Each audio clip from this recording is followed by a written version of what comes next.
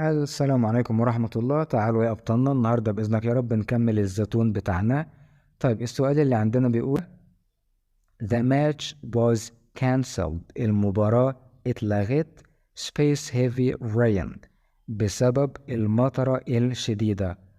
طيب آخر إجابتين nevertheless و in spite ما ينفعوش. أولا عشان in spite هي ناقصة كلمة of، ولو فيها of مش هتنفع عشان الاختيارين دول بتوع تضاد أو تناقض، فلازم نصين الجملة يكونوا عكس بعض. because لازم بعدها subject، بعدها فاعل، بعدها ضمير because I because he because she، فأنا ما عنديش شخص، ما عنديش ضمير. و heavy rain دي noun. الحاجة الوحيدة اللي تمشي مع النون هي owing to أو due to أو because لو جنبها of. بعد كده which of the following is structurally correct؟ ايه الجملة من الجمل دي نحويا صح؟ طيب تعالوا نبص عليهم. where they play well they would have won the match. طبعا انا عندي were فدي الحالة التانية.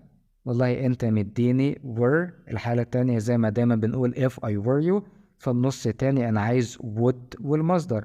انت مديني would بس مش مديني المصدر فما تنفعنيش الاختيار ده. طيب الخيار التاني had they played they would have won the match.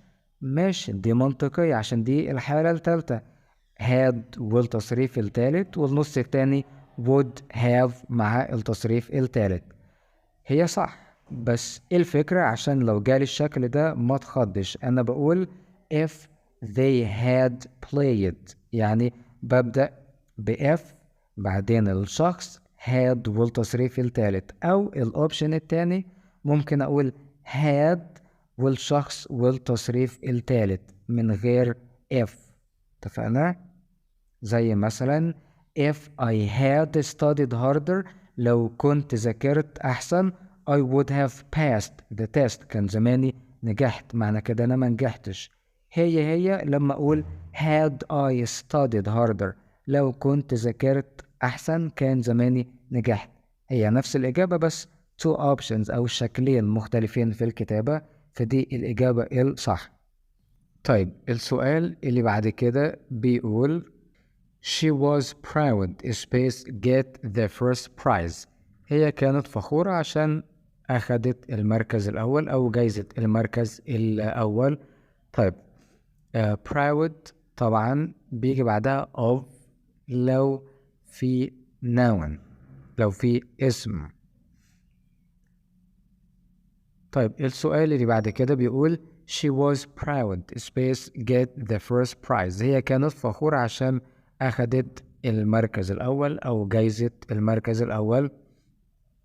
طيب proud هي في كذا option. لما أجي أقول I'm proud of you عشان في you فأنا بقول proud of، بس هنا أنا ما عنديش ضمير، ما عنديش شخص، أنا عندي verb، عندي فعل في المصدر، وطبعا الفعل اللي في المصدر بيجي بعد to، تبقى she was proud to get the first prize. هي كانت فخورة إنها أخدت أو حصلت على المركز الأول. هتبقى proud of لو بعدها ing. لو كانت getting كانت هتبقى of صح، لكن هنا الإجابة to.